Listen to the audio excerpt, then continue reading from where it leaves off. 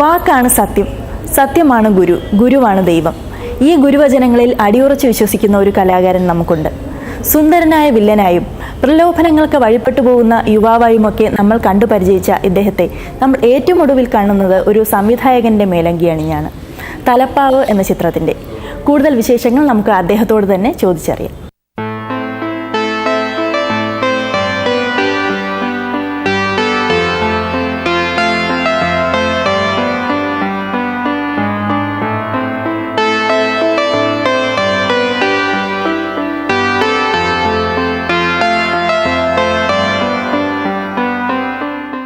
Cinema ഞാൻ കാണുന്നതും cinema എന്ന് പറയുന്ന മീഡിയത്തെ കാണുന്നതും ഒരു ഷെയ്ഡ് എനിക്ക് ആവശ്യമുണ്ടെന്നുള്ളതാണ്.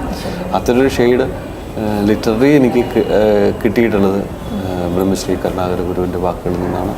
ഒരു ശാന്തിയിൽ തന്നെ എനിക്ക് അതിൻ്റെ ഒരു സത്യം ആ സത്യത്തിനകത്ത് നിൽക്കാനാണ് എനിക്ക് താല്പര്യം എന്നുള്ളത്.